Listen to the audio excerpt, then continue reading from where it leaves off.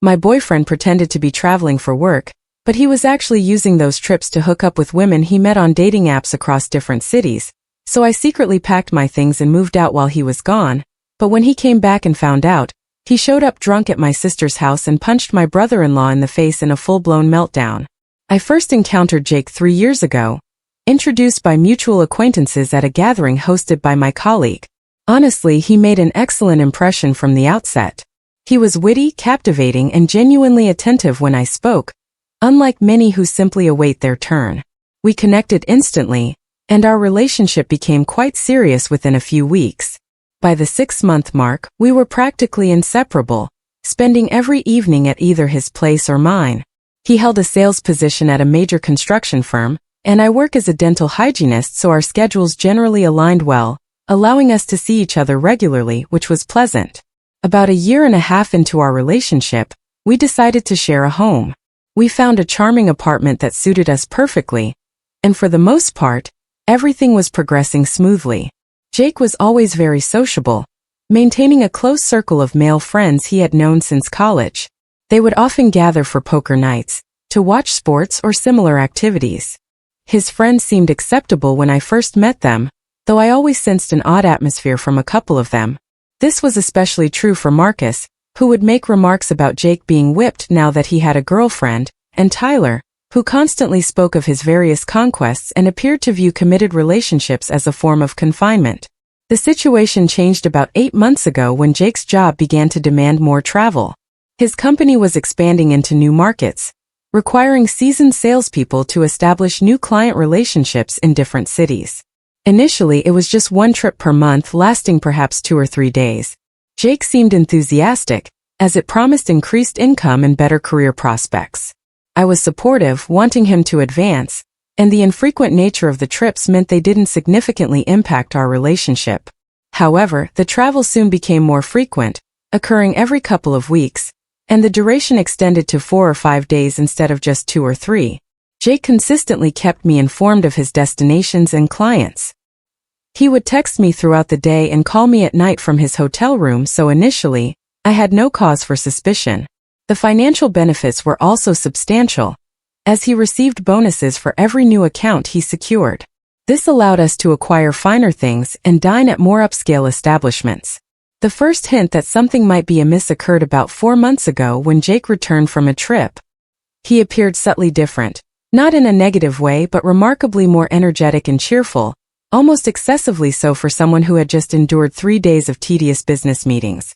When I inquired, he attributed it to the trip going exceptionally well and his excitement over securing significant new accounts, which seemed plausible. Yet, there was something about his demeanor that simply felt peculiar to me. Minor details began to accumulate over time. For instance, he would always shower immediately upon returning from trips, even if he had already showered at the hotel that morning before his flight. He also became more protective of his phone, consistently placing it face down. If it vibrated while we were watching television or doing something else, he would snatch it up very quickly, checking it in a manner that seemed almost anxious. Furthermore, he started discussing the specifics of his trips less. Previously, he would recount details about restaurants and amusing airport incidents, but now he would simply state the trip was fine and redirect the conversation. His friends also behaved strangely around me. They would grow silent if I entered a room when Jake wasn't present, and I twice observed Marcus and Tyler exchanging glances when Jake mentioned his business travel. When I brought this up with Jake, he dismissed it, saying I was being paranoid and that his friends were merely behaving in their usual immature way.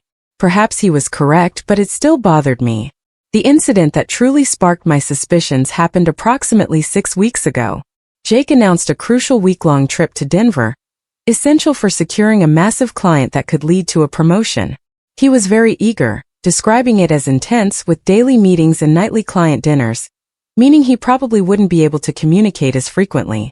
I expressed understanding and wished him luck, but the entire situation felt off to me, though I couldn't pinpoint why.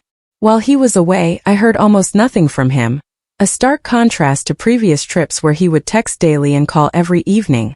When I did receive texts, they were brief and generic, simply stating he was busy and would speak later. I tried calling a couple of times, but my calls went straight to voicemail. When he finally returned my call hours later, he claimed he had been in meetings all day and his phone had been on silent. Upon his return from that particular trip, he acted even more unusually than before. He seemed almost burdened by guilt, attempting to conceal it by being overly affectionate, bringing me flowers and suggesting we try an expensive restaurant we had discussed. I appreciated his gestures, but it felt as though he was trying to compensate for something, though I couldn't determine what. A few weeks later, during his poker night at our apartment, I went to the kitchen for drinks. I overheard Marcus telling Tyler that Jake needed to be more careful with his phone, and Tyler responded that some women would search through your belongings if given the opportunity. They ceased talking when they noticed me, but I had definitely heard enough to know they were discussing Jake and me, and it made me feel nauseous. Why would Jake need to be careful with his phone unless he was concealing something from me? That evening after his friends departed, I asked Jake what Marcus meant about being careful with his phone. Jake's expression became defensive. He claimed Marcus was just being foolish, referring to a jealous and controlling girlfriend he was dating. He insisted it had nothing to do with us and that I shouldn't concern myself with his friends' remarks, as they didn't comprehend relationships like ours. I wanted to believe him, but his response made me feel he was being dishonest, and I began to pay closer attention to how he handled his phone around me over the subsequent weeks. I observed he was certainly more secretive with his phone. He would take it with him to the bathroom and started charging it on his side of the bed instead of the nightstand where he usually left it. He also began receiving texts and notifications at peculiar hours, late at night or early in the morning. When I inquired who was texting him, he would simply say it was work-related or a friend. The entire situation culminated last weekend. Jake was in the shower, and his phone was on the bed beside me. It illuminated with a notification that I could plainly see. It was from an unfamiliar app, displaying a woman's name and a message along the lines of, "Had such an amazing time last night. Can't wait to see you again." There was absolutely no innocent explanation for such a message, and I knew I had to discover what was happening. I picked up his phone, which was still unlocked from his prior use before showering, and saw that the notification originated from a dating application I had never encountered. I opened the app and discovered he maintained an active profile with recent photos of himself I had never seen. He had been exchanging messages with multiple women over the past several months. I reviewed some of the conversations, and they clearly involved arranging hookups, with some women located in cities where he had supposedly been on his business trips. I felt as though I was in a nightmare. The man I believed I knew and loved had apparently been deceiving me for months and lying directly to my face. When Jake emerged from the shower and saw me holding his phone, his face drained of color. He instantly understood that I had seen everything. I asked him how long this had been occurring and how many women he had been with. He began attempting to offer excuses, claiming it wasn't what it seemed, that he had never actually met any of them, and was merely conversing with them online due to feeling insecure about our relationship. I told him that was utter nonsense as I had read the messages, and they clearly indicated plans to meet up, with some conversations dating back to when he was supposedly away for work. He finally conceded he had met with a few women but insisted it meant nothing, and that he was simply navigating some kind of phase. He expressed a desire to resolve things with me, stating he loved me and recognized his enormous error. I told him I required time to think and asked him to stay at a friend's place for a few days while I determined my next steps. He pleaded with me not to ask him to leave, promising to delete all the apps and never communicate with other women again. But I told him I couldn't even look at him at that moment, and needed space to process everything. I've been receiving texts from him all day, pleading with me to talk and offering to do whatever it takes to rectify the situation. However, I'm unsure if this is something that can even be salvaged, or if I should simply acknowledge my losses and move forward. Am I the jerk for going through my boyfriend's phone after discovering a suspicious notification, and confronting him about the dating applications he's been using behind my back? Update. I posted a few days ago about discovering dating applications on my boyfriend Jake's phone, and confronting him about it, stating I needed time to consider my next steps. Well, I ended up investigating further because I couldn't stop contemplating all those business trips he had been taking, and what I uncovered is far more distressing. After Jake left to stay at Marcus's place as I requested, I couldn't sleep that first night. My mind raced with questions about the duration and extent of his deception. I kept recalling that week-long trip to Denver where he barely contacted me, and how differently he had behaved upon his return, and I realized I needed to know the truth about what had truly occurred on all those excursions. I remembered Jake had a work laptop he occasionally used at home, and I knew he kept travel confirmations and receipts in his email for expense reports. I accessed his email while he was away and began reviewing his travel bookings from the past few months. What I discovered made me physically ill because virtually none of his recent trips aligned with what he had told me about his destinations and purposes. For example, that Denver trip where he claimed he was meeting with a massive potential client for a week, his hotel booking was actually for a completely different city. When I examined his credit card statements, also in his email, I saw charges for 2 dinners every night he was gone, which strongly suggested he wasn't dining alone. I also found booking confirmations for hotels in cities where his company doesn't even have clients. When I cross-referenced the dates with his dating app conversations, which I had screenshotted before he deleted everything, forgot to mention that in the first post, I could see he had been arranging meetups with women in those precise cities on those exact dates. It was like assembling a horrifying puzzle where every piece confirmed he had been systematically lying to me for months. The most painful revelation was discovering that his friends had been assisting him in his cover-up the entire time. I found text conversations between Jake and Marcus where Marcus was literally advising him on how to maintain a consistent story and what to say if I became suspicious. There was one message from Tyler about how Jake needed to be more careful about his dating app notifications, which explained that strange conversation I had overheard at poker night. Marcus had even helped Jake invent fake emergencies when women he had met wanted to extend their hookups, and Tyler had apparently covered for Jake a couple of times when I had called Jake's phone and he was with other women, by taking the phone and fabricating stories about Jake being in the bathroom or in a meeting and would call me back later. I felt incredibly foolish for believing all of it, and for trusting not just Jake but his friends too, who had looked me in the eye and feigned friendliness while actively aiding my boyfriend in cheating on me. I also felt terrible about all the times I had defended Jake to my own friends and family when they commented on his frequent work travel, because I had unwittingly been covering for his infidelity without even realizing it. When I confronted Jake about what I had uncovered, he initially tried to downplay it, claiming he had only actually slept with a few of the women, and that most were just conversations that led nowhere. But when I showed him that I had seen his hotel bookings and credit card statements, he finally admitted that he had been meeting women in different cities for months and that his friends had been helping him keep it secret from me. He explained it began after that initial Chicago trip when he matched with someone on a dating app purely out of curiosity and ended up meeting her for drinks, which led to them hooking up in his hotel room. He said he felt terrible afterward, but then he kept thinking about how exhilarating it had been to be with someone new. When his company started sending him on more trips, he viewed it as an opportunity to explore that side of himself without me finding out. Jake asserted he never intended for it to become such a regular occurrence, and that he always planned to cease and simply focus on our relationship.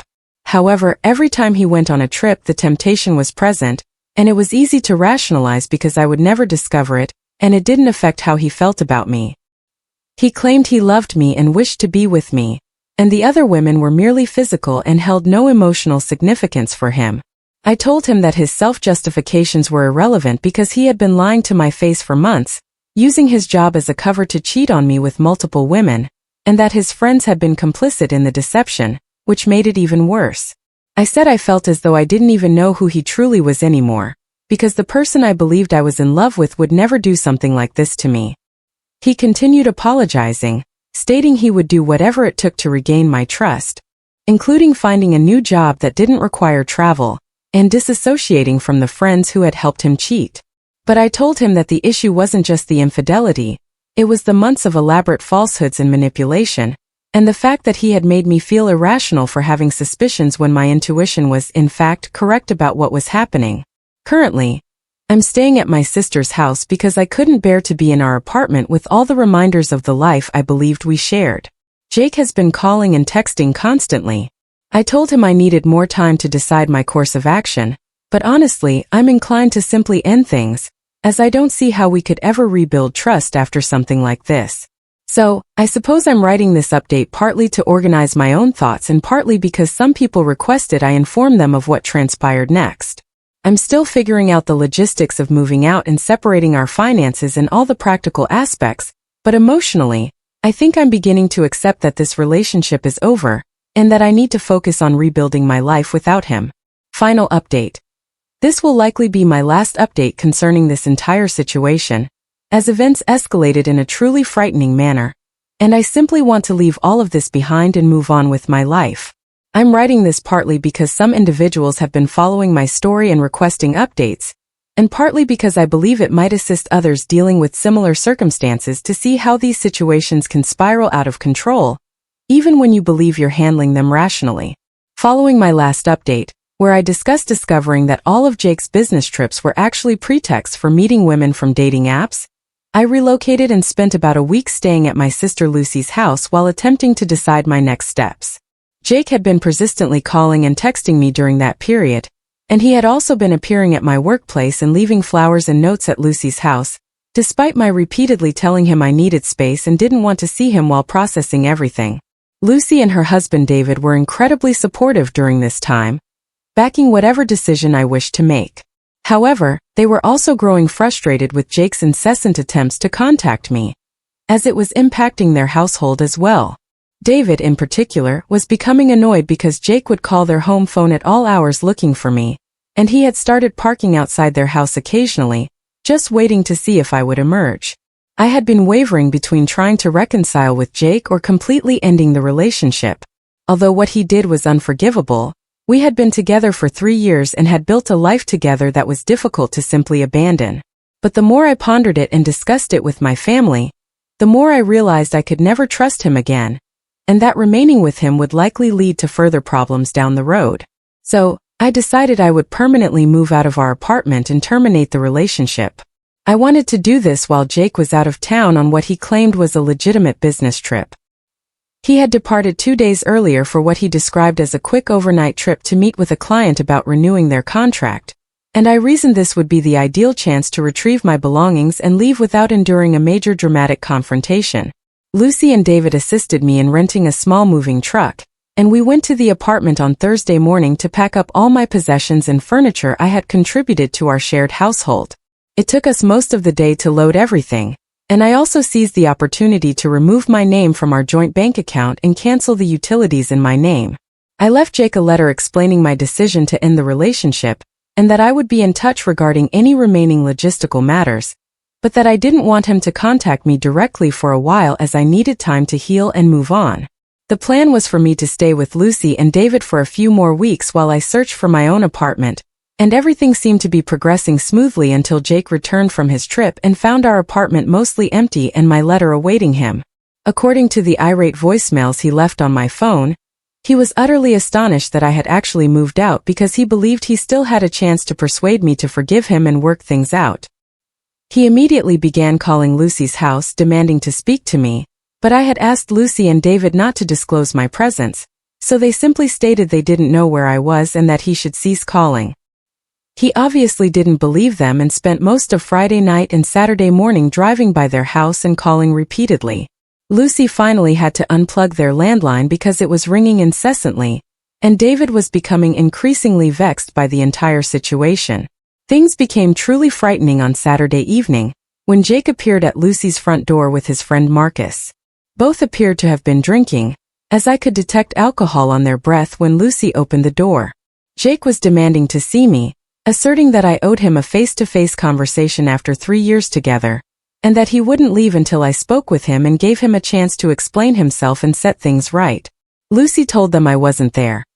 I was upstairs in the guest bedroom and had asked her not to admit my presence, but Jake claimed he knew I was there because my car was parked down the street. He pushed past Lucy into the house and started calling my name, saying he just wanted to talk to me for 5 minutes. David came downstairs when he heard the commotion and told Jake he needed to leave immediately because he was trespassing and making Lucy uncomfortable. But Jake was highly agitated and kept insisting that this was all a misunderstanding, and that if I would just talk to him, we could resolve everything. Marcus attempted to calm him down but also supported him, saying I was being unreasonable, and that relationships required compromise and forgiveness. I could hear everything unfolding from upstairs and was genuinely terrified, as I had never witnessed Jake behave like this before. Even when we were arguing about the cheating, he sounded desperate and angry in a way that made me fear what he might do if I actually came downstairs and tried to talk to him. David continued telling them both they needed to leave, and that they could call me later if they wanted to talk. However, Jake grew increasingly agitated, declaring he had every right to see his girlfriend, and that David didn't comprehend the situation. When David stated that I was no longer Jake's girlfriend, and that he would call the police if they didn't leave voluntarily, Jake completely lost control. He started yelling that David was just some random person who knew nothing about our relationship and needed to mind his own business. The situation escalated very rapidly from there. David stepped between Jake and the stairs leading up to my hiding place, and Jake perceived that as a challenge and shoved David forcefully. David stumbled backward, hitting his shoulder on the wall, and then Jake attempted to push past him to get upstairs, causing David to grab Jake's arm to stop him. That's when Jake completely snapped and punched David in the face, splitting David's lip and knocking him down. Lucy started screaming, and I came running downstairs because I was afraid Jake was going to seriously injure David. When Jake saw me, he began apologizing, saying he didn't mean to hit anyone, and just wanted to talk to me alone for a minute. But I was absolutely terrified at that point, because if Jake was willing to punch my brother-in-law just for trying to protect me, I didn't know what he might do to me if I refused to listen to what he had to say. So, I told Lucy to call 911 while I tried to keep Jake calm by saying we could talk, but he needed to let David get some ice for his face first. Marcus was trying to get Jake to leave before the police arrived, but Jake was still insisting he just needed a few minutes to explain himself and that everything would be fine once I understood his perspective. He kept asserting that the whole incident was being exaggerated, and that David had initiated the physical confrontation by grabbing his arm. When the police arrived about 10 minutes later, Jake finally seemed to grasp the seriousness of the situation. He began trying to downplay what had occurred, claiming it was just a misunderstanding between friends, and that no one wished to press charges. But David's face was already swelling, and it was evident he had been punched. Lucy and I both provided the officers with an exact account of what had happened, and how Jake had forced his way into the house and refused to leave when asked. The officers apprehended Jake for assault and trespassing, and they also took Marcus in for questioning, since he had been involved in the initial forced entry. Jake was still attempting to speak to me as they placed him in the police car, saying he loved me and that this was all just a big mistake, and that he would never harm me or anyone in my family. David had to go to the emergency room to have his lip examined and ensure his nose wasn't broken, but fortunately, he was all right apart from some bruising and swelling. Lucy was truly shaken by the entire ordeal, as she had never experienced anything similar before, and she stated it made her comprehend why domestic violence situations can escalate so quickly and unpredictably. Jake spent the night in jail and was released on bail. His lawyer has been attempting to contact me about dropping the charges, but David and I both decided we want to pursue the assault case because Jake needs to understand there are real consequences for his actions. I've also been in touch with a lawyer about obtaining a restraining order because I'm genuinely fearful of what Jake might do next, especially since he seems to believe that everything that happened was somehow justified by his feelings for me. I'm staying with Lucy and David for a few more weeks until I can secure my own place. I'm also taking some time off work to manage all the legal matters and simply process everything that's transpired. I feel as though I've endured an emotional whirlwind over the past few weeks, and I need some time to discover who I am outside of that relationship and what I want my life to look like moving forward. I wanted to write this final update partly to express my gratitude to everyone who offered support and advice during this entire nightmare, and partly to encourage anyone who might be in a similar situation to trust their instincts and prioritize their safety above all else. I never imagined that my relationship could transform from seemingly normal to violent and terrifying in such a brief period, but it's made me realize how crucial it is to have exit strategies and support systems in place, even when everything appears fine on the surface.